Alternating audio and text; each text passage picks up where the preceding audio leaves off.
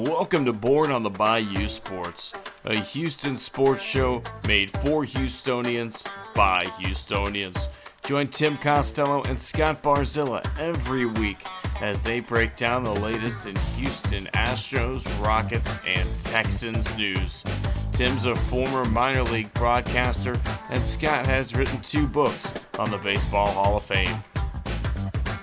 Yeah, if Javier could get it figured out, it would make things a lot easier because he was that guy everybody was counting on this year to be a Cy Young candidate, take that big step forward and help anchor this rotation with Fromber.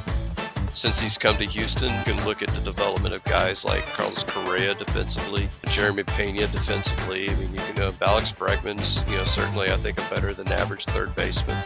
And now you're putting teams in 3rd and 8, 3rd and 7, 3rd and 9. Now here comes Will Anderson. Pin back your ears, let's go. So if you're Bayou born and bred, or just like spending time in the H, sit down, relax, and stay Houston strong.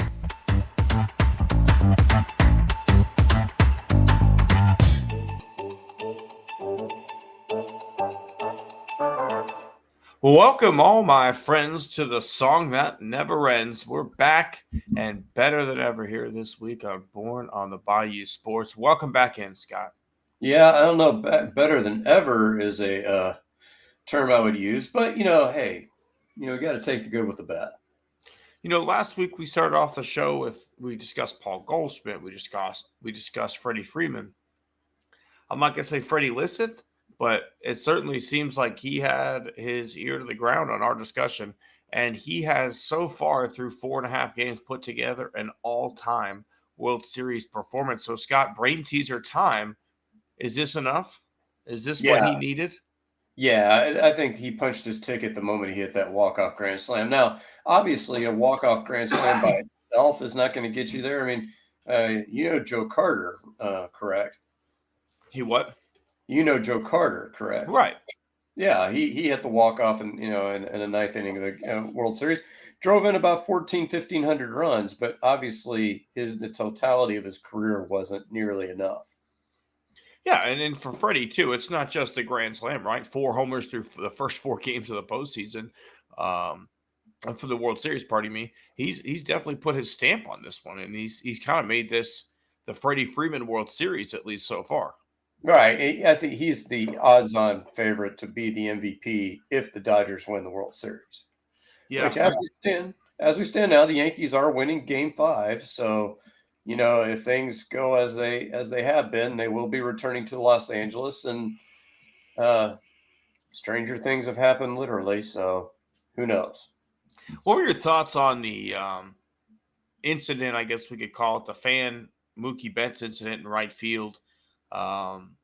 Initially it seemed like they were going to let those fans return for Game 5, and then after some, I guess, public outcry, the Yankees reversed course and took the tickets away and gave them to some, cancer patients, which I think was good. But was that not just the most New York thing ever? Is literally like fighting Mookie Betts in the stands?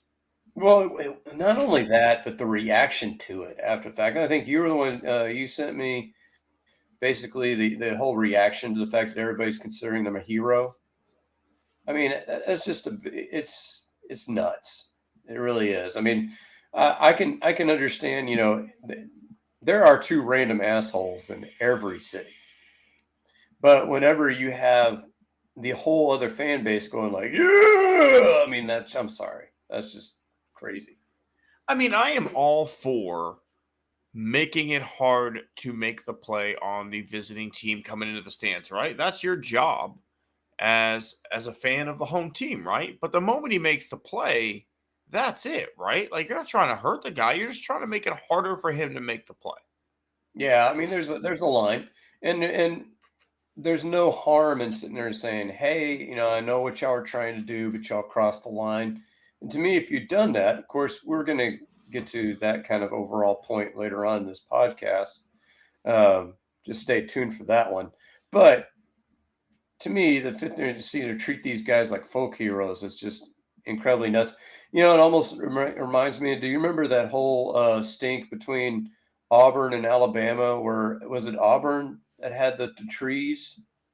I think the And Auburn fan poisoned the Alabama or train okay, further. okay, I couldn't remember which way it went, but basically the Auburn radio station was like, "We're just appalled that you did this. I mean, it's the stupidest shit that you could ever do."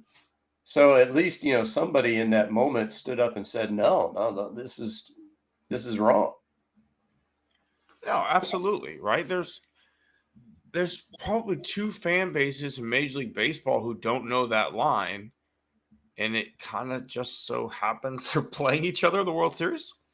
Yeah, possibly. But I think probably Oakland Raider fan might be worse. If you go back to those days. I Oakland mean, Raider fan is probably an LA Dodgers fan, though. that could be. That could very well be. I mean, I don't Certainly, know, but they're like, certainly not Oakland A fans. yeah, that's what I'm saying. If you're not an A fan anymore, where are you gonna go? Probably, I don't know. I hate the Dodgers, man, and I don't even mind the Yankees as much as like most Yankees fans. Right, I like, think, you remember when the Astros were there, they were throwing ice at them, like, dudes were, like, peeing on people's legs in the urinal and stuff like that. It's just like, that's uncalled for. yeah, I think my daughter's boyfriend came over and we were watching, I think, game one because we actually saw the Grand Slam live. And I think what we both landed on is the fact that whoever wins this, their fans are going to be insufferable. Pretty And whoever much, loses, yeah. and whoever loses this, their fans are going to be insufferable. So I mean, it's literally a no-win, no-lose scenario.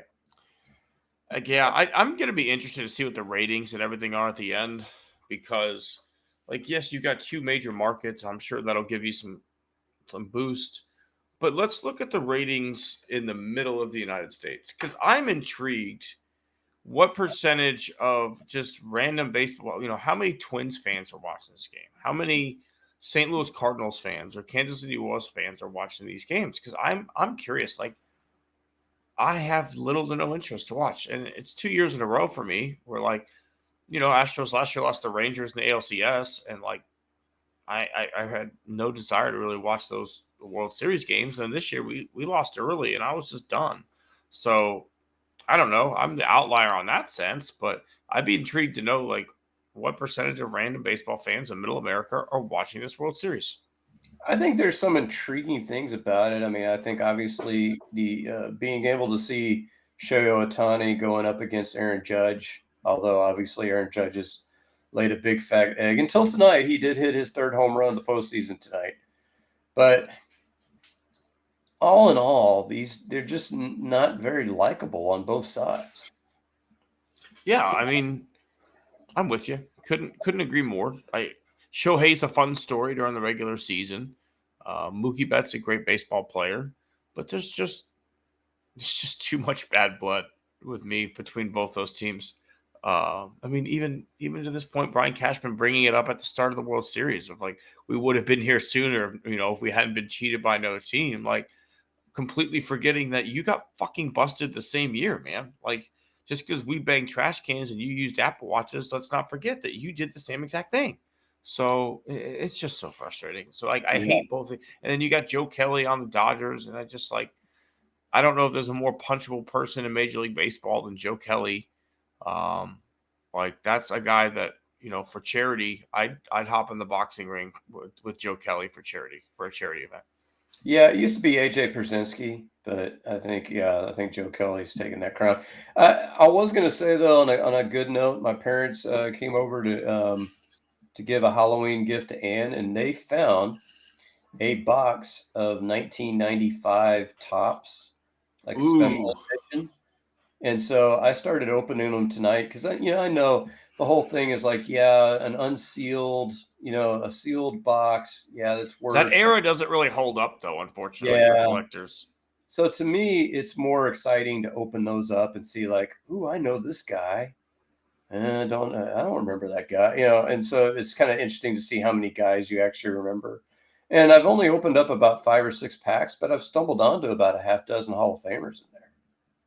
Yeah, I mean, how many packs in a box? 20, 25? Yeah, I mean it's at least, if not 30.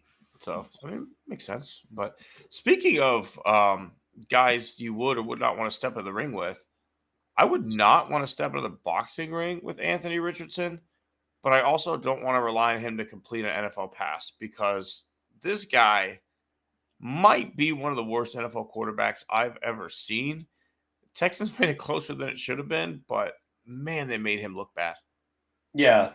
So for those of y'all that don't read the stat sheet, 10 for 32. Now imagine this. I think Josh Allen's numbers were actually worse on a They were, percentage. but we've produced two of the worst completion percentages since 2000. Well, and he was a mere 9 for 19 in the opener. So, 2 games under 50%. Now, to be perfectly fair, Tim, I think there were probably at least 3 or 4 drops in that game.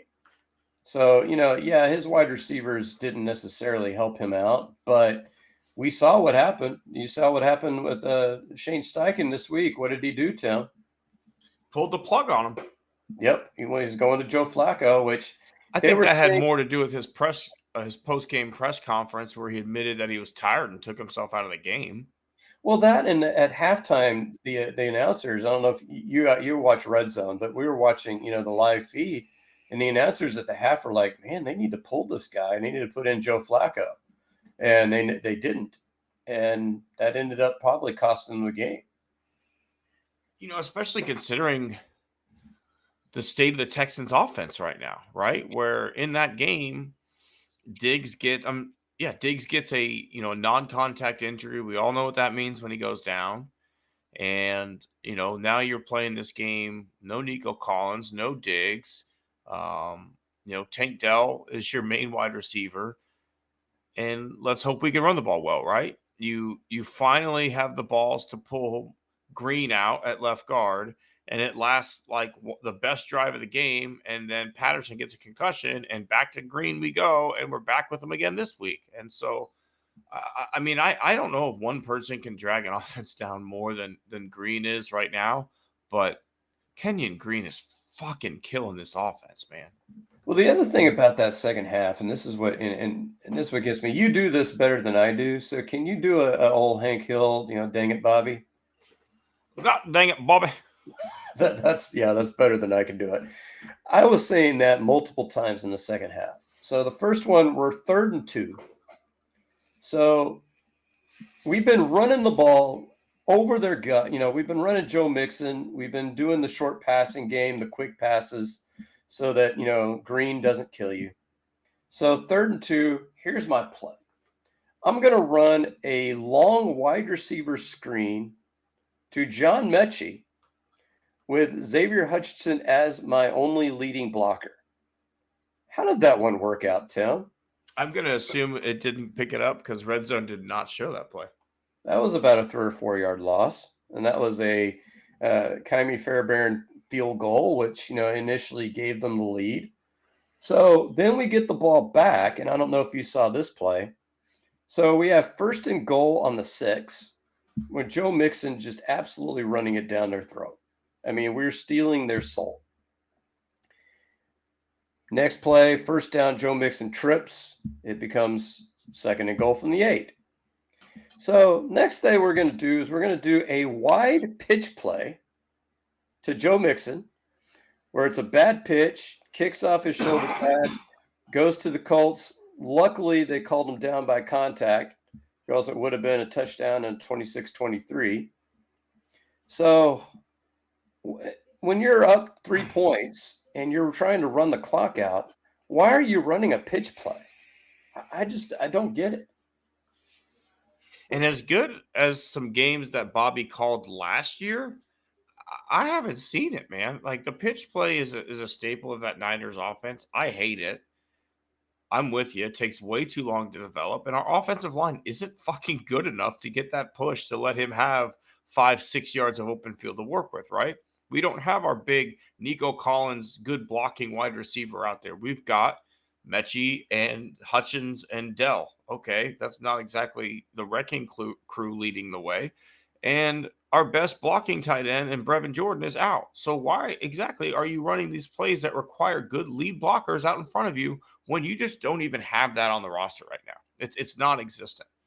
The feeling I'm getting is that he's basically setting up his head coaching resume And so he's calling these plays at portions of the game where it's like, man, if this works, dude, I'm going to look like a genius, dude.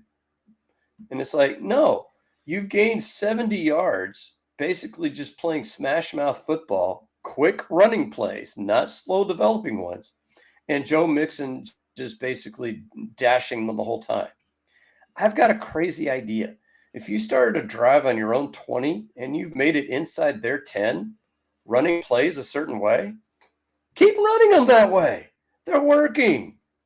Why are we all of a sudden going to go like, well, now it's time for me to pull a play out of my ass so that I can show this, when I'm going to a head coaching interview and say, look at the genius of Bobby Slowick. No. I feel with that, he's costing himself coaching interviews at the end of the day. And it's not just Slowick that does this, right? Like this is every NFL coach feels like he's got to outsmart everybody in the room. Like this kind of thought process cost the Seattle Seahawks a Super Bowl when they literally are running it down the Patriots' throats all day with Marshawn Lynch. They get to the 1 yard line and they throw a slant, right? I mean, this is the same hubris that we're dealing with of I've set this play up all game. I know that we're running it down their throats, but because of that, they're going to overcommit. No, just if it ain't broke, don't fix it, right? If you're hammering a nail in and that nail is going in perfect, you don't need to bring out a screwdriver at any point. It's a nail and you have a hammer. You've got the fucking tools that you need. You don't need the screwdriver because you don't have a screw. You have nail. Yeah, and who is making he can just fill in the contract. Ben Johnson in Detroit. He can fill in the contract, of how much he's going to get. He can name his price, he can name his destination. Because what he's figured out is, look at all this talent I've got. I'm just going to use the talent. I'm going to let them show off, and I'm going to score 50 fucking points a game. And look at that. And let's be honest too, right? Like the odds are, if you're getting hired as a coach in the NFL, you're not going to a winning situation. You're going to a team that had a bad season that needs to recuperate and put some things together. Why not try and win a Super Bowl? Why fuck your film resume, right? You've got a collection of talent. Use it. Blow the fucking scoreboards up. Win football games. I understand this team is 6-2 right now, but like I don't feel like offensively we've played like a 6-2 football team. I don't feel like we've ever just dominated a game from start to finish offensively. And we, at many points in the season, had the weapons to do so. There's no reason why, when you had a healthy Knicks, Dell, Diggs, Brevin Jordan, and the tight end, Schultz, that we're not lighting it up. Like I get it, bad starts happen. The Minnesota game happened, and then Green Bay, but realistically, this does not look like a 6-2 football team offensively. Defensively, this thing's a monster. And I think going into the season, we said this defense is going to be a monster, but we also thought the offense would be a juggernaut. And I feel like the main thing holding it back right now is Bobby Slowick. Well, not only that, but you mentioned the 2 games where they didn't get off to good starts. But I think in the other 6 games, they scored a touchdown or a field goal first drive of the game. So Bobby has that, that plan of that first 10 to 15 scripted plays that he actually does a pretty good job on. It's what happens after that.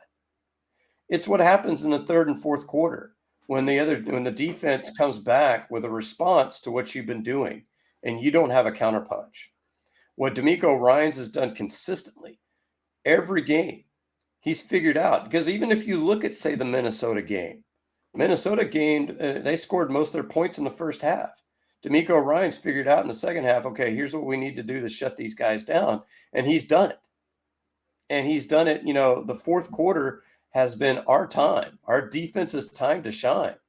And you look at Texans history, that it has hardly ever been the case. Even during J.J. Watt's best days, it's hardly ever been that you're like, okay, we're going to hand a slim lead to the defense. Oh, shit, here it goes. I mean, now you're like, slim lead to defense? Fuck yeah, let's go. Right. Hey, you need 80 yards in 2.5 minutes and you have to get a touchdown? Okay, good luck. You haven't done it all game, right? So that's, obviously fantastic there. And Scott, if I gave you odds or futures odds right now on who will be a head coach in the NFL first? Matt Burke or Bobby Slowick? Just based on the way this season's gone, Matt Burke is going to get interviews. I think so, but the problem is with Burke is that people are going to see it as DeMeco Ryans running the defense. I think Bobby is. He's going to get an interview. Someone's going to interview him, and depending on how he is in that room, yeah, I mean, you would be a bad GM to not do your due diligence and bring that guy in realistically, right? The problem is that, everybody wants to skew towards offense these days. And so I think Bobby's going to get more interviews. And so the odds are that, somebody's going to look at it and go like, hey, look what he did with CJ Stroud. And then, boom, he's got a job. I don't disagree with you, but I also think the 49ers defensive coaching hire tree is long and people continue to hire off of it. And I don't know. I truly see a scenario where this defense puts up historic numbers this year and Matt Burke is gone. And who knows, maybe Robert Salah comes and hangs out with his boy DeMeco as a DC next year. I was going to say, speaking of, I think Burke's biggest problem is Salah. Because, he was from that 49ers coaching tree, and look what happened to him in New York. I mean, but you could also, if I'm Robert Salah, I'll go in there and be like, hey, go look at what my defense did. Yeah, I had a pretty damn good defense in New York. I was forced into a trade of Aaron Rodgers by my owner. The guy's a nut job, and he ruined my locker room. And he kept forcing the owner to trade for more of his friends. Yeah, it's a perception issue. And speaking of, the Jets, which we will actually be seeing tomorrow, I don't know if you saw the line shift. Yeah, Stefon Diggs caused the line to shift 3 points. The Texans opened up as 1.5 point favorites, and now they're 1.5 point dogs, which I think is actually where the line should be, because this game scares the shit out of me. Because you're basically, it scares me. You're going into a game where your weapon is Tank Dell, and maybe Tank Dell, and possibly if you're really creative, Tank Dell, and you've got you got your left guard, you've got your replacement left guard who's still going to be in concussion protocol, because I've never seen anybody clear that thing in 3 days. So you can either go Kenyon Green, who hasn't really played this year, or you can throw out the worst rated guard in football. Worst rated guard in football. I saw Pro Football's rumor here today, Tim, that said that some teams are actually inquiring about trading for Kenyon Green. I saw and that. I think I had to pull off the side of the road because I was going to crash, laughing so hard. When someone in the comments of what I was reading pointed it out, like, think of it from the Texans' perspective, right? You need offensive line help. Guy's a former first-round pick who's never stayed healthy. Maybe he's struggling with the scheme. Maybe I can get this guy in. Like, literally, Bill O'Brien traded for 3 cornerbacks with the exact same story, right? Like, this guy was a first-round pick, couldn't stay Vernon Hargroves, stuff like that. Like, the Texans have made those moves before. Let's not, like, if we could get a 6th-round pick for Green, I would run to the fax machine to get that paperwork in. I'm driving him to the airport, man. I'm ordering him an Uber X, and we'll never see you again. Yeah, I don't think you're getting a 6th. I think probably the best thing you could hope for is maybe a pick swap. Maybe get a 6th and trade somebody a 7th. And that's I'm okay with that. I'm okay with that. Anything that gets this guy out of town, because they keep giving him the job, and I don't get it. I mean, 1st-round pick, right? That's got to be what it is. Because they pumped him up in camp. Everything out of Texans training camp was Green looks like a 1st-rounder. This is, he's ready for a great year. Even we had Cody on. He was even saying that Green looked better, right? So every bit of media in the world was saying Kenyon Green looked the part this year. So I don't know what the hell's going on, but there's no reason this guy should ever play another down of football. But yet here we go again to a great pass rush, number one, on a sketchy fucking field that playing surface worries me just as much as anything else up there in MetLife. Aaron Rodgers is basically playing for his NFL career at this point, right? Like, he needs to win out to make the playoffs in that division. And like, what happens if he tanks again? That's pretty much it. Aaron Rodgers rides away and sucked him. I see him coming out balling. Yeah, I think so too. And I think the thing is with Green, I mean, watching the game was just surreal because basically what they said is not only did he get pulled, but he was sitting separate from the offensive unit. So basically, like he was banished to, sideline Siberia, where you're going to be over here just hanging out by yourself. Then all of a sudden, they score a touchdown on the drive that probably where they looked the best they had the whole game. Where Mixon scores on a rushing, touchdown, which was awesome. And that's the play that Patterson ends up getting a concussion on. And I just don't. To me, I would have gone with Kendrick Green in that moment. He was so bad last year. He was fucking terrible. But he can't be the worst guard in football. You already got because he hasn't played yet. He was the worst guard in football last year. I just don't. Well, I'm going to get to this later. Tim. I want to move on. But, yeah, I think my question to you is, and obviously we've kind of danced around it. We danced around Diggs going down for the season with a torn ACL. He's done for this year as a Texan, which means that he might be done as a Texan because he's basically on a one-year contract.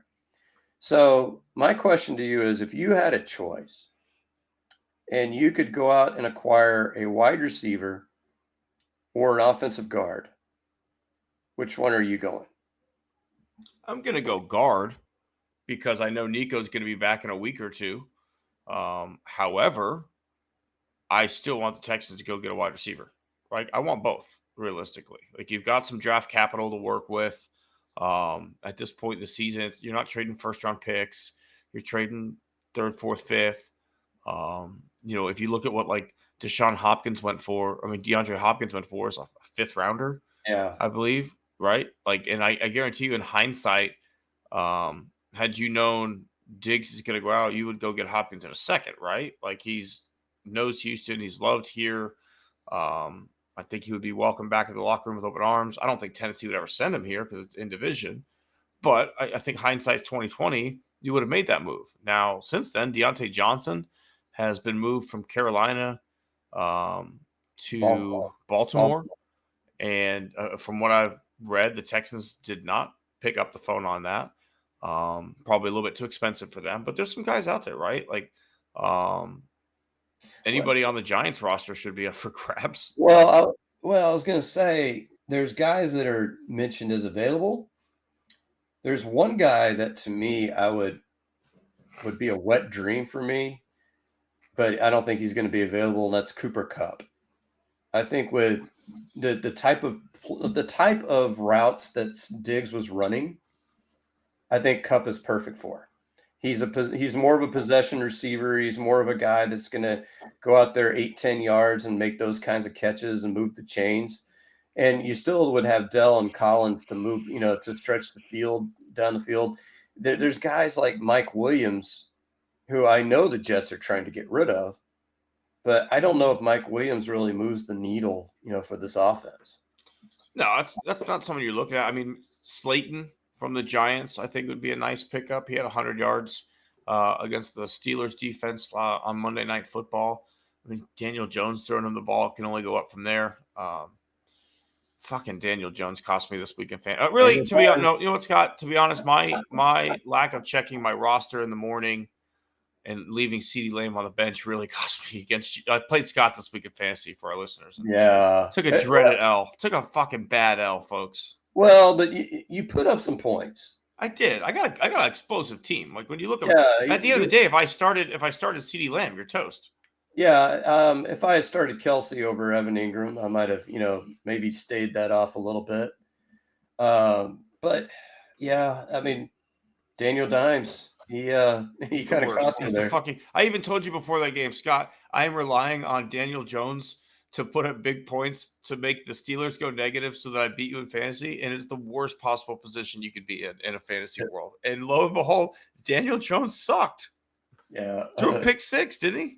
No, he didn't throw a pick six. He just threw a pick. And he got sacked like several times. And he had a strip sack. So other than that, he was fine. Danny Dimes, baby. Danny fucking Dimes. But going from things that sucked to maybe something that's a little underwhelming, let's talk Houston Rockets basketball. Because even though the Rockets come in at 2-2, am I wrong that when I say we should be 4-0? No, you're not wrong. And I'll say this. I'll start off with the one huge positive from those 4 games, and that is that Jalen Green showed up all 4 games. First week of the NBA leading in points. Now, there were some individual plays where you still kind of scratching your head, going like, okay, what's he doing? But you know what? I think every NBA player has those. I'm sure if you watch, just oodles of LeBron James or Steph Curry footage, you're going to see, moments in a game you're like, dude, what are you doing? And Jalen Green has those. But the thing is, what we always said about Jalen Green is that he had moments in the last 3 years where he just did not look engaged at all on offense and on defense. And the one thing I will say about him this year, especially in the last game, but even in games where he was maybe struggling for portions of the game, he was engaged. And that's all you really want from him. Yeah, there were certainly times last year when maybe the shots weren't falling and you kind of just felt like Jalen Green just disappeared from the game. He floated around the 3-point line, would jack one up in a bad position, and that'd be it. Where the last 4 games, Jalen has put up points, yes, but he hasn't been hot from 3 all game. He hasn't been efficient at all times. And in those moments, what was he doing? He would create for his teammates. He would find a way to get to the line. Fourth quarter of the most recent game against the Spurs, Rockets blew a 21-point lead in that game, and it got close. And in the fourth quarter, it was Jalen Green that put the game away through a combination of creating open looks for his teammates, getting into the lane, finishing, getting fouled. I mean, Jalen's first step is electric. To me, like he's looking like he could be a Dwayne Wade type slasher with a better jump shot. Yeah, I think if we're making this a sandwich, of course, we put positive, negative, positive. After the first half of the opening game, Sengun has not looked good. I mean, that first half of that opening game, he was rebounding, he was scoring, he was active on defense, and you're thinking like, man, this is all-star Sengun. And the last 3.5 games has not been that. No, I would say Sengun has been part of the reason we're 2-2 right now, right? Like Sengun did not play well in the second half of game 1 and, didn't play great defense down the stretch in game 1. And that allowed the Pelicans to get back into it. And then next thing you know, some man and LaMelo Ball just get unbelievably hot and can't miss. And you drop one you should have won. Game 3 of the season against the Spurs, you're going up against Wembanyama. I get it, good defensive player, but last year it seemed to me that those matchups, Sengun had a little something extra, and he outplayed Wembanyama multiple times. And this time around, did not have his best stuff. Now, in the 4th game of the season, he got in early foul trouble, and that limited his minutes some. But yeah, I have been a little bit disappointed so far in Sengun. I wonder maybe if some of that is they're running the offense to him a little bit less this year, seeing what Jalen Green has been able to do. And I wonder if he's just not getting those same touches in the same portions of the court as he was last year. Yeah, and I agree with that. And I think to finish off the positive sandwich, I really like, number one, Fred VanVleet not only is a consistent performer, just like Jalen Green, there are moments in the game where, like in the first game, he went cold. But when you look at the stat line at the end of the game, he's producing, double-digit points. He's producing, good assist totals, low turnover totals, a steal here and there. And from what we have heard, he is really mentoring Reed Shepherd, and he's, mentoring him hard, which I think is we saw a little bit of him, I think in game was it 2 or 3 of the season where he dropped 2 3-pointers. And I mean, and the first one was just, sidestep, quick shot, boom. And, it's one of those, it wasn't even a swish. It was that perfect where it just goes straight down. Where More you're like like, it rips the net more than yeah. And you're anything. like, did that ball even go in? That's Is what I that love about NBA nets, where like sometimes they just don't even move if the shot's so perfect.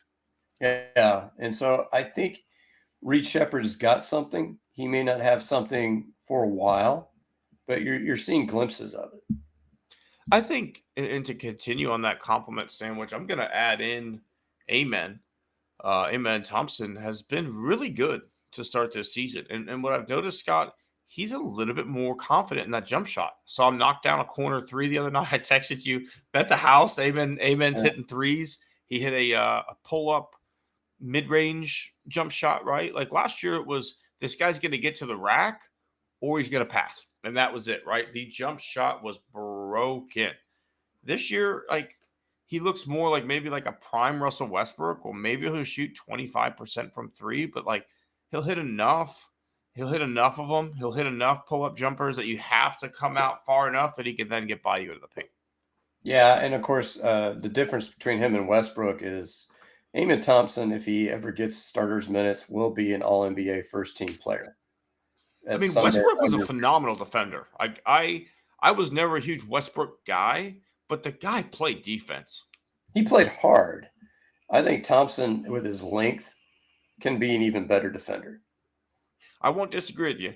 And I do think, I think overall the Rockets guard play has been good to start the season. You mentioned Fred VanVleet. You mentioned Reed. You mentioned Amen Thompson. Obviously, Jalen's been good. I even we got a glimpse of Steven Adams for the first time on Thursday night. And I think he adds a really nice level defensively to this Rockets team. Like you can go with a completely different style lineup with Steven Adams on the court when you can go Steven Adams and Jabari Smith. The length that you have in the front court is fantastic with that lineup, Scott. Yeah, what I like about that is I like the fact that if you have games like this is what killed you in the opener, is that in the second half you really needed to sit Sengun for defensive reasons, and you didn't have Adams there to take his spot. I think he's not a guy that can play big minutes consistently, but if he's a guy that all of a sudden Sengun can't solve a guy defensively, maybe Adams can play 20, 25 minutes in some games. Yeah, and you got Hartenstein the next game if he needs to take one off. Yeah, exactly. I mean, Jack Landale, I like as a Landale. I'm sorry, not Hartenstein. Landale. Yeah, Landale's. I like him as a end of the bench kind of guy, but he's not a guy you want getting 20 to 25 minutes. No, and at the end of the day, Scott, the Rockets lost game one because they could not come up with an offensive rebound. Could not get it done. Guarantee you, if Steve Adams was able to play that game, they would have come up with a lot more. I'm sorry, defensive rebounds that led to offensive rebounds. They couldn't come up with it. They could not rebound at the end of the game, and it gave way too many second chance looks to the Pelicans. I guarantee you, if Steve Adams on that court, a lot more of those balls get handled. That guy is a rebound machine. He's a Samoan Dwight Howard. Let's be honest. There was a time in Dwight's career that guy cared about nothing more than getting boards. Like Dwight was going to get 15 to 20 boards and get the fuck out of his way while he went after the basketball, or you were getting trampled. Is Steven Adams Samoan? I thought he was. He's got the tattoo like the guy from Moana. I thought he was like Aussie or something. But is he? I don't know. Adams doesn't sound like a Samoan. He could be Australian. You might be right. Maybe he's like indigenous Australian. But yeah, I'm with you. I think that they missed that presence in that first game, definitely. I mean, even back in the day, Robert Ory used to talk about like sometimes you gotta have a guy that when you come down the paint, you're gonna catch a forearm shiver, right? Like you don't get to just walk down Main Street for a free layup. Last year, the Rockets didn't have that guy, right? Maybe Dylan Brooks, but he's just not big enough to be that guy. Steven Adams is that guy. You want to come down the paint and catch one of these forearms right in the chest on your way up. That was old Larry Smith back in the day. I don't know if you remember him at all. That might have been before your time. A little bit before. But he was a sane, normal Dennis Rodman. I mean, he's a guy that on the offensive end, you did not want the ball in his hands. But he was a guy that off the bench would routinely get double-digit rebounds. Yeah, I mean, what about like Charles Oakley, right? Like, guy's not exactly an offensive star, but he stuck around the league a long time because he was a physical defender who rebounded well. Same for Dennis Rodman. Those guys have a place in this league. Yeah, absolutely. All right, Scott, let's take it to our horse's ass this week. Time to start giving away some of our special awards. Who do you have for us here this week, Scott, as your horse's ass? I hope I eat crow on this, Tim. But looking at this as of right now in this minute, I'm looking straight at you, Nick Casario. How in the hell was it your plan to have Kenyon Green and give him the job? His PFF rating was the worst in the NFL in 2022. Okay, so your plan was this guy lost some baby fat, so he's going to be a good guard? That was your plan? I have no problem with the fact that you want to maybe just sit there and say, we hope he's going to win the job, but we're going to bring in a decent veteran to compete with him just to keep him honest. But you didn't do that. You had Kendrick Green, who, as Tim has said, we'll just say he was shaky last year and shaky in Pittsburgh. And that's being nice. That's being nice. And then you had Jarrett Patterson, who was your backup center. That's your backup plan at left guard in case Kenyon Green sucks. And guess what? Kenyon Green sucks. So now you're going to have to go out there and waste draft capital in order to trade for somebody, and you're going to have to hope that that guy can pick up the offense in the span of a few days. Now, there's no way you could have made a trade this week with a Thursday night game. There's no way you could get a guy ready to play, meaningful snaps at left guard for this game. So now what are you going to do? You're going to have to hope you can make a trade in advance of the trading deadline, which is next Tuesday. And you're going to have to hope that that guy can get up to speed with enough time, to make things going. Because I have a bad feeling about this game. We went to New York last year. Everybody expected us to win because they had Zach Wilson at quarterback. And our offense laid the biggest egg that you could ever lay in your life because we lost Nico Collins on the first series of the game and literally had nobody at wide receiver. So I also think that CJ was playing concussed. Yeah, that's possible as well. But the thing is that if Tank Dell goes out of this game, who do you got? That's a really good question. I mean, is Tank Dell the most gotta start fantasy guy on the league? You got to think he gets 15 targets this week, right? No kidding. But I think or they're going to run, Joe Mixon 30, 40 times. I mean, it's going to be one of those two things. But I can get, hey, we have a stacked wide receiver core. We didn't think we would lose one to a hamstring and then one to an ACL tear. Okay. I get that all day long. I get in addition to that, we thought Xavier Hutchinson and John Mechie would step up. And Robert Woods. I get that. None of those things have happened, but that's okay. You can't plan for failure, but when you're one spot in between picking a guy off the street who has a beer gut and saying, hey, you think you can block some defensive tackles? I mean, you had to have a better plan than that. Come on. I think that's what's really frustrating is for the most part, Casaro's had good plans in place for everything else, right? Yeah, we have a stacked wide receiver room, and that allows us to still have a Tank Dell when you lose your top two wide receivers. Look what's happening in Tampa Bay right now. They lost their top two guys, and a lot of nobodies are catching balls for them at this point. So being able to withstand that, and you still have a Robert Woods, and you still have Mechie, and you still have Hutchinson. You've put almost every other position group in a really good place to be successful. When you need a linebacker, you went and got the best available linebacker out there with Devin White, and yet we just ignore left guard. I don't understand it, Scott. I don't either. So who you got, Tim? All right. So for this one, I don't know who exactly the person is, but we are going to say whoever the sculptor was that was in charge of putting together the Dwayne Wade statue that is outside of the Heat's arena, you are a horse's ass. Because it doesn't even fucking look like Dwayne Wade, first of all. When they unveiled it, Dwayne Wade turned around and said, "Who is that?" Because he doesn't think it looks like him. Like, it is possible to make good statues, right? Like, if you go look at the Biggio and Bagwell statue outside Minute Maid, it resembles Craig Biggio and Jeff Bagwell. If you go look at the Roberto Clemente statue in Pittsburgh, looks a shit ton like Roberto Clemente. When I went to San Francisco and saw the Willie Mays statue, looked a lot like Willie Mays. When the NFL has busts for Hall of Famers, they all look like the fucking player.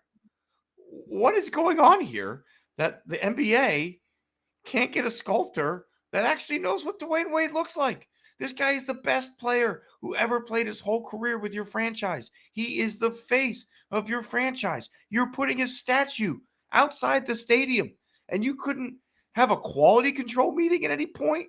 At no point in the process did anybody go, "Why are we giving Dwayne Wade a gray beard? That's really weird. He never had one of those when he played with us." Nope. It's like they looked at a picture of fucking like Denzel Washington and they said, "Yeah, that guy. That's what we're gonna model this stat." I don't know if you've seen the picture, Scott. It is so bad. Oh, there are two things that come to mind when I was thinking of that. There's like that Charles Barkley commercial when he was being a part. You play the old NBA legends when they're old, and you had the guy with the water. Hey, Barkley, I'm taking you to the hole. But did you ever? This is the song was released before your time, but did you ever see the video for "Hello" by Lionel Richie? I have, yeah. And all that song maybe before my time, I am a fan. I was not a fan of the video. I mean, it had that blind sculptors I making mean, like it's a creepy. sculptor of It's Lionel fucking Richie. weird, but Lionel's weird. Yeah, well, and the thing was when we stayed at Disney, they played that song every morning. It was like it was their go-to. We even have made bingo cards for our Disney trip, and one of the slots was, "Hello, is it me you're looking for?" I can see it in your Um, eyes. I can see it in your smile. Yeah, dude, it's a jam. but It's a straight jam. All right, Scott, who are you tipping yeah, a cap to this week? uh, I'm gonna say this. So a few weeks ago, I took the TCU coaching staff to the woodshed. They were coming off of a loss to your U of H Cougars, where we just did not show up. Now, what have we done since then? We held Utah to a touchdown, and we had a nice comeback win against the Texas Tech Red Raiders. Now, neither of those are really good football teams. I'm going to come out and say that. But Andy Avalos, defensive coordinator in particular, you, sir, have stepped up during the bye week, and you've coached these guys up. Because here's what happened with that game, Tim. They won 35-34 against Tech, but that was with 3 turnovers. So to me, you take those turnovers away, and defense gives up a lot fewer points, and it's not even a close game. And then, of course, getting 2 key turnovers on their own. So the defense has definitely showed up the last 2 games. We're 1 win away from being bowl eligible, which I think was everybody's realistic goal at the beginning of the year. So tip of my cap, I'm Kendall Briles. I'm still giving you the side eye, but Andy Avalos, I'm tipping my cap to you. You have Kendall Briles on your staff too. We do. That's a lot of UH Cougar blood on your staff. Kendall is our OC for quite some time. You have Dana over Oh, there we as know. well. Oh, we know. Man. We All know. right, Scott. I am going to tip my cap to the Sam Houston High School Texans. I got the assignment this Friday. I had Sam Houston taking on Grand Prairie High School. Both teams were winless in district, and Sam Houston had not won a district game since 2020. They hadn't won their homecoming game in probably 10 years. It was homecoming, and senior quarterback Ken Jones played an unbelievable, fantastic game. This is a team that is working really hard to change the culture. And one of the things we talked about on the broadcast is, picking games like that where you can win a homecoming game for your fans, for your fellow students, to be able to go to that dance on Saturday in a great mood, and to be able to win that game for the first time in that graduating class's history, to go out your final ever home game as a senior as a win, to play a near perfect game like Ken did. I think he only had 3 incompletions on the game, made the right read all night. Defense played great. And just seeing the reaction of those students, right? Because this is a team that has been beat pretty bad in some games and had some not great turnout to some of the games I've done for them this year. But they packed it out for homecoming, and the fans were rewarded with a great game. And it was exciting to see, for those seniors, for that special moment of knowing that you did something really important, and when you can come back 2-3 years later when you're in college and come back for a homecoming game, and this is now a completely different program, and you can say it started with that win that night. So that was my hat tip to the Sam Houston Texans. Yeah, great to see program turn things around. I don't know what life was like for you when you were at Lake, but when I was at Lake, seemed like 3 or 4 teams would schedule us for homecoming every year. I'm not really sure why, other than the fact that we sucked. But maybe they had things turned around by the time you went through there. But so my sophomore year, we went to state semifinals. Would have gone to state finals. We actually got the stop we needed on 4th down to get the ball back with the lead and like less than a minute left. And the cornerback who made the tackle slapped the guy on the helmet afterwards after he tackled him. 15-yard penalty. Oh, man. They finished off the drive. We never got the ball. That was the end of it. And then the next 2 years, a guy by the name of Drew Decker became the quarterback. And we ran the triple option offense. And quite frankly, Drew just was not fast enough at quarterback to be able to guide us to the promised land the way that our previous collection of talent did. We had this guy named Elric Jones who ran a 4.29 40, but he was also 20 years old as a senior in high school. And he was a beast, but he was also afraid to fly. So when recruiting time came, he went to McNeese State because they took a bus everywhere. Well, that works. So, yeah, we were not that good. Definitely. I had 1 or 2 good years where I really got into it. We, when I was there was a player at Pearland by the name of Fozzie Whitaker who ended up going to UT and then played in the NFL a little bit for the Panthers. And this guy was a stud. And so we were like the featured game of the week on UPN back in the day. And so that one was pretty fun as well. Now boys basketball won state my freshman year. And that was a year Bill Kruger still coaching. And so we just had a bunch of little white guys there, 6 foot, 6'1", that whenever they would run fast breaks, they would just stop at the 3-point line and drain threes. And so that was pretty, it was a pretty awesome, to watch, back in those days. One of them ended up, his dad was the athletic director, and he ended up, I could still remember him coming in when he would work out whenever we were coaching volleyball, and he would stand out like about 25 feet out of the hoop and just drain every shot. I mean, it was amazing to see. Yeah. The best athletic group when I was in high school was girls golf. They won a state title and got close to others. We had, I think, our whole top 5 for those girls that year went D1. That's pretty solid. Yeah. I mean, they were state champs, right? Like one of them went to TCU, one went to like Texas, one went to A&M, one went to Oklahoma State. Like our girls golf coach was awesome. Like I wish she was the men's coach. That lady understood what it meant to be a golf coach, whereas like we had a guy making us do push-ups if we missed 5-footers. That'll teach you, Tim. Yeah, that'll help the mental game.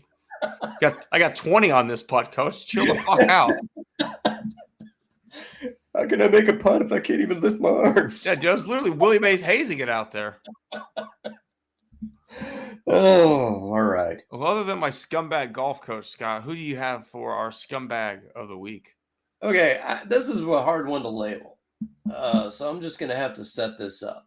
For those of y'all that were not, have not been paying political attention, there was, we'll just call it a hate rally at Madison Square Garden for, Donald Trump, where a comedian who I will not name, you're free to name him, I'm not going to do it, called Puerto Rico a floating island of garbage. Now, usually this is where we get the usual comments afterwards. He also talked about the fact of African Americans carving watermelons instead of pumpkins. Boy, that's hilarious. And Hispanic people, refusing to pull out. Boy, that's a nice little joke for the kids. I didn't So, even hear this refusing to pull out one.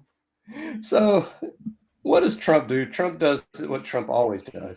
I don't even know him. I don't know who that guy was, as if he was just some derelict homeless guy who walked up to Madison Square Garden and went like, "Hey man, dude, I'm a comedian, dude. Oh yeah, sure, come on in." I mean, so basically the reports are that in his routine, which was read over by staff, he wanted to call Kamala Harris the C word. And I'm not even going to say that word in public. I don't know how you feel about that word, Tim, but I'm certainly not saying it. I love using that word on the golf course, but that's about it because everybody else gets up in arms. When I worked for the soccer team, there were like 4 British guys that used that word and used it well, and I respect it. Like if you could use that word well, it really hits home, but it offends a lot of people in the process. Yeah, and so the Trump team, they cut that line. He didn't have that line in the speech. So, but they did load the speech onto a teleprompter. So that tells me a couple of things, Tim. It tells me, number one, that they saw his speech. That, oh, we didn't know he was going to say it. Bullshit. Call him bullshit on that one. And number two, that at least one other person, if not multiple other people, are fine with the Puerto Rico comment. Now, couple of points of scumbags, and this is why I don't know who to direct this to. Number one, I said this earlier this week. There are, on my Substack, there are 3 groups of people that vote for Trump. And I want to be very clear about this for people who are listening who may be saying, hey, I'm a Trump voter. Well, I think there are 3 groups of people. There are people who have made the Faustian bargain that he's giving me an abortion ban and he's giving me a tax cut. And so I think he's good for the economy. And I think, he follows my Christian values. And so therefore, while I hate him, I'm going to vote for him. I don't have a ton of respect for that viewpoint, but okay, fine. Group number 2 are the groups of people who are basically saying, I can never, ever, ever vote for a Democrat. I actually, oddly enough, respect that point of view because for president, I've never voted for a Republican. Never done it. And I've been voting since 1992. However, I'll tell you what one of our friends did. One of our friends refused to vote for Kamala Harris, refused to vote for Donald Trump, so he wrote in my wife's name. So Janet has a presidential vote. Hey, there we go. I know. Oh, So man. or you can leave it blank. I Or left you several. can I left like every judge spot that only had Republicans on it blank. or you can vote in a third party candidate. You have choices where if you think somebody is detestable, but you don't want to vote for a Democrat, you have choices. You don't have to vote for Donald Trump. The third group of people, though, is the people that I want to address this evening. And those third groups of people are the people that heard that joke and loved that joke, cheered loudly at that joke, and they said, damn straight.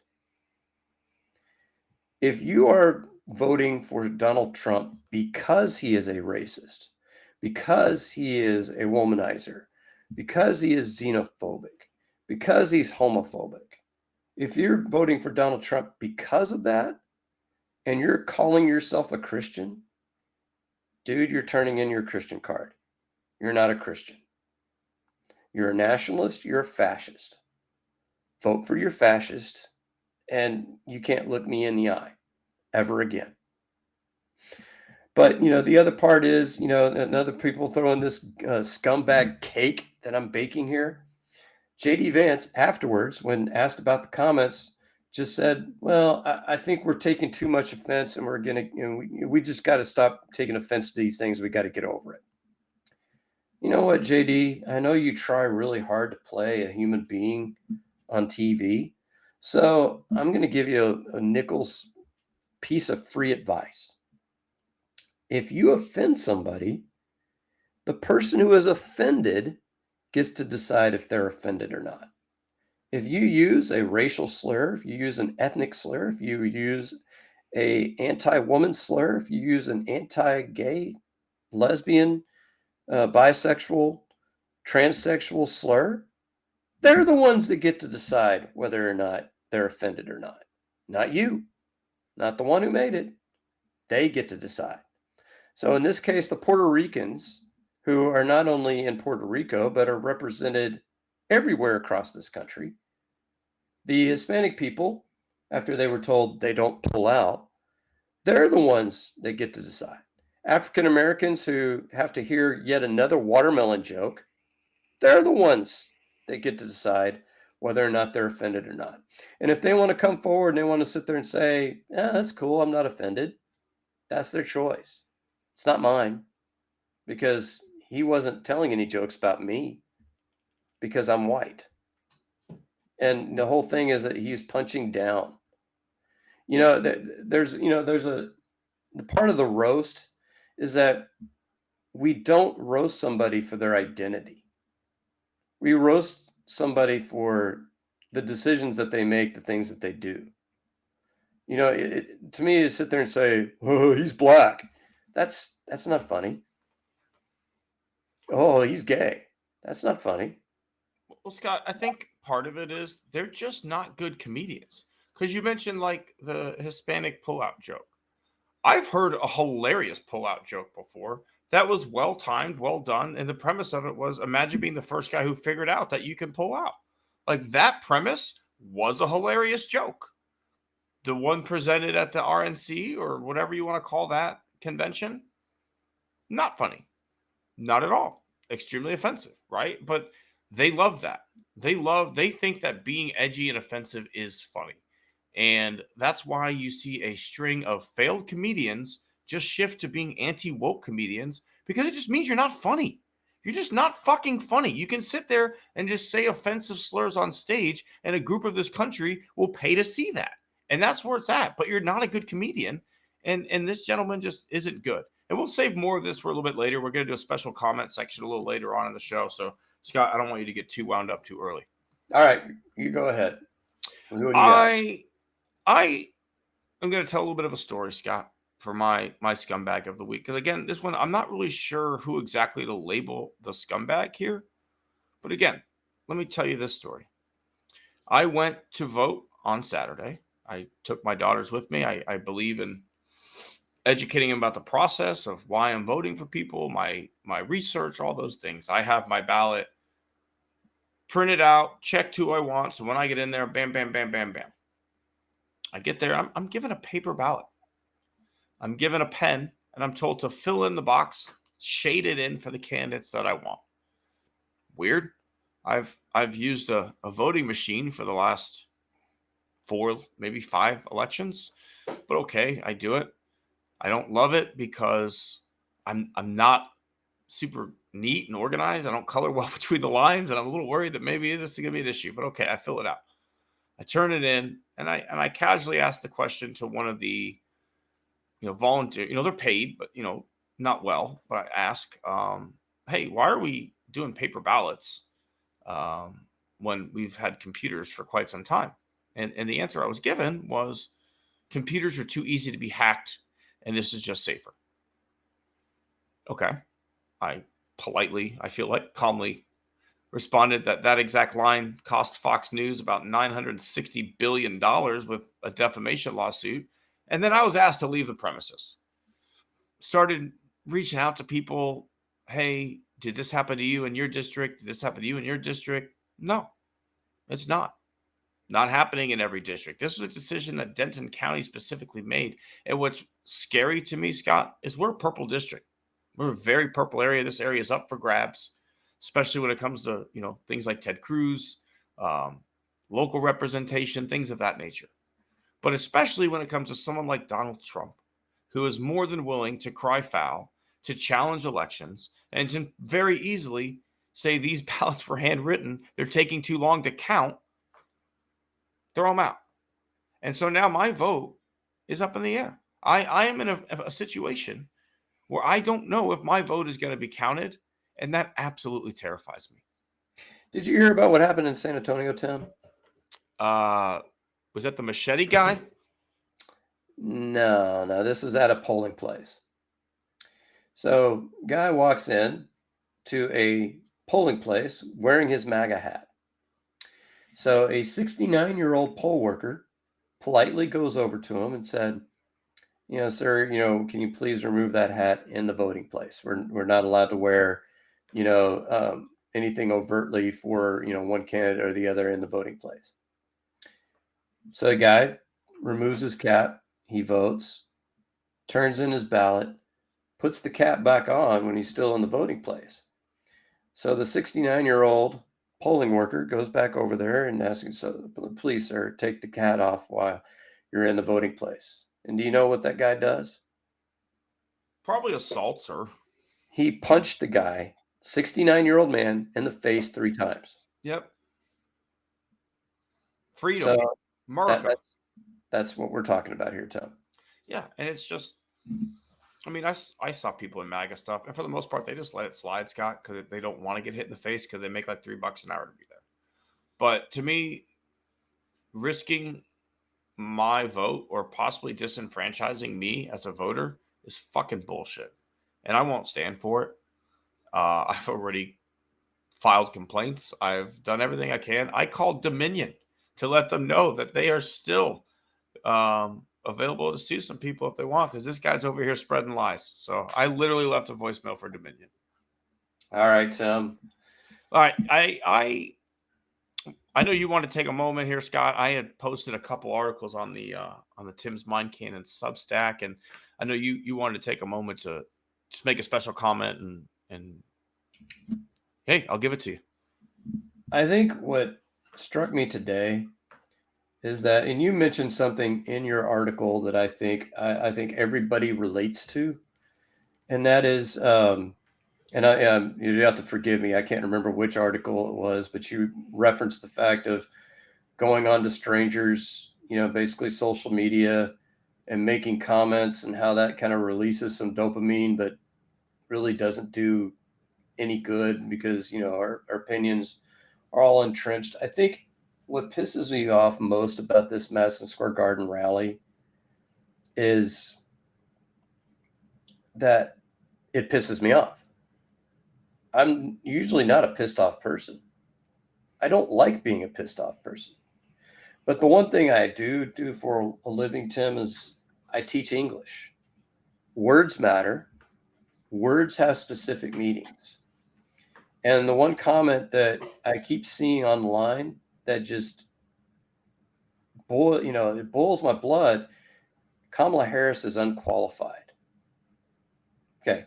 So let me fill this out here for people that don't quite understand, because maybe you haven't applied for a job lately. But see, when you apply for a job, like when you apply for your last job, Tim, didn't they have qualifications that you had to meet? They did. And then they also background checked me to make sure I wasn't lying about those qualifications. Yeah. Well, and what were those qualifications? College degree, a certain amount of time spent working in the Google platform, Google certifications, things of that nature. Yeah. So let me explain how this works, folks, because I'm going through the process of applying for counseling positions. And so when I apply for counseling positions, basically what that means is that it says, okay, I have to have a master's in school counseling. I have to be certified as a school counselor. I have to have taught at least 3 years in the classroom. Okay, these are basic qualifications I have to meet. Now, just because I'm qualified doesn't mean I'm the one that should get the job. So when somebody says that Kamala Harris isn't qualified, it's just an absolutely ridiculous response. And so basically what you're telling me is that you're either A, sexist, B, racist, or C, you're an idiot. It's one of those three. There's also a D. All the of the above. above. It's Yeah. all the I because think it's a think about- majority of D, Scott, because realistically, number one, they talk about that she, you slept her way to the top. She was elected. Like the positions that she got after entering a consensual and actual relationship with like the guy she was working with, she was elected those positions. Like the people of San Francisco elected her. So that kind of throws that away. Then I can list like some really stupid and VP candidates or VP that have existed on the Republican side. Like what did Dick Cheney have that made him a good Republican candidate? What did he do besides like ruin the Constitution forever and get Halliburton a shit ton of money that said this guy's a good VP? Oh, Dan What Quayle the fuck did Spiro Agnew do that ever said like this is a guy who could be a good VP? Right? Like it's fucking vice president. What is the qualification for vice president? Well, the point is, though, is that you're mixing up the terms. When you're saying she's not qualified and you're saying she's not smart, she's going to be the first president, if she wins on Tuesday, she's going to be the first president in history that has served in all three branches of government. First one, folks. First one out of 47. How about this, Scott? Random bit of trivia for you. Who's the only man to serve as both president and Supreme Court justice? That would be Taft. There you go. I'm a history teacher, Tim. Okay. You're but anyway, I teach history in addition to teaching English, folks. I do both. I'm a triple threat. But I do think you're right in what you're saying, though. I do think. Yeah, but the whole basic, you can say that I don't think she's the best candidate for the job. That's fine. I don't like her ideas, but to say she's stupid, like to me, I can't say that Ted Cruz is an idiot. He's a Harvard-educated attorney, a solicitor general in the state of Texas. He clerked for a Supreme Court justice, been a senator. So to me, to say that he's not qualified to be president is stupid. Now, I could sit there and say that I think his ideas are stupid. I could sit there and say that I don't think he has the character that you want in a president. I can say those things. But I can't sit there and say that he's not intelligent. He's a Harvard-educated attorney. So to me, it's precise language that bothers me. But I guess the overall special comment, Tim, is that I don't like being angry. But I am angry, and I think I'm justified in being angry, but I don't like it. I think you're right. I think the anger is justified, right? I think both of those pieces that I put out the last couple of days came from a place of frustration on my own part. I had spent a better part of a day arguing with someone who said Taylor Swift was stupid, right? And it was just like all because an article got posted, which is a lie, that Kid Rock turned down Taylor Swift to appear on her tour. It's like, number one, I would bet every fucking dollar that I had that Taylor Swift never invited Kid Rock to appear on her tour ever. I am not the president of the Taylor Swift fan club, but I'm pretty well aware of like her political leanings, and she's not going to associate herself with Kid fucking Rock. Number two, this is someone who figured out that she could re-record her entire album, catalog. Like all of her music, her catalog, and take the rights away from her previous record company and get that for herself. Is that something a stupid person does, or is that something a pretty smart, savvy business person does? So, like, again, say what you want about her political beliefs. Say what you want about the quality of her music. Maybe you don't like Taylor Swift. That's fine. But she's not stupid. She is actually a very intelligent human being who, like, fucking puts riddles out for her fan base on a regular basis of, like, in-depth thinking of like, I snuck the number 13 in here, figure out what it means, right? Like, let's be honest, and you're right, words matter. And while I get that the second piece to me, the first one I wrote was even more important because the words that matter to me are the way that we treat our youth, right? Like we raise our kids to have certain morals and ideals and be ready to take on the world a certain way. And then when they get out there and they realize the world isn't what it's supposed to be and they say something about it, we get mad at them. And that's what's so frustrating to me is the younger generations continually are the ones who go, hey, this is bullshit. And we go, you got to learn how the world works. Fuck Hey, that. Change let the me tell fucking you. world. Let me tell you a story, Tim. I think we have a few minutes left here. When I was in high school government, I actually missed the first week of the semester because I went to the Washington, D.C. for a program called Close Up. I don't know if you've heard of that. I have. But when you go to Close Up, you spend a week in Washington, D.C., and you get behind the scenes, look at, at different government. We got to see Bill Clinton's inauguration. We got to meet Sandra Day O'Connor, who was on the Supreme Court at the time. And that was just our Clear Lake delegation. So there's like 20 kids meeting with Sandra Day O'Connor. Even though she was appointed by Ronald Reagan, it was a huge honor just the same, to listen to her. So when I came back and I went in to take government class, now keep in mind, my dad taught government before I was born. He taught U.S. history. He taught me everything he knew. So we were doing an assignment one day, and I was basically saying, you know what? I'll agree that, I'm not going to make John F. Kennedy the best president ever if you don't make Ronald Reagan the best president ever. Because she was just hugely conservative. And so she said, well, who do you think was the first president to send troops to Vietnam? And I said, you know what? Her name was Miss Kurtzman. You know what, Miss Kurtzman? It's funny. I was just in Washington, D.C., and we were at the Vietnam Wall, and the first year of people dying was 1958. Can you tell me who was president in 1958? And she just started, just going, she's like, oh, shit. So we took a political spectrum test. So here's what this woman did, Tim. She did this even when she had an assistant principal in the room, and she looked at me at the end of class. Okay, Scott, can you give us the liberal point of view? And she called me out like that. And then she's like, okay, after the political spectrum test, hey, everybody, what do y'all think Scott is? And one girl, her name is April. I don't know what her married name is now. He's a communist. So that was how the adults of my time, treated us, Tim. It's a time-honored tradition. Adults crap on the youth. And that's one thing I've tried never to do as a teacher or as a youth leader, is I've always tried to sit there and say, y'all are doing terrific things. Keep up the good work. And I mean, that's what a mentor and a good adult should do. No, absolutely. I can't tell you how many times in my 20s when I started moving to the left, I was told, oh, well, once you get older and have a little more money or have a family, you'll realize, conservative's the way to go. All you young liberals, you don't understand the way the world works, all that stuff, right? But at the end of the day, if you look at it from a business perspective, right? When you have a problem you're trying to solve in the business world, sometimes a fresh set of eyes coming in, looking at a situation, helping you problem solve, finds a new solution.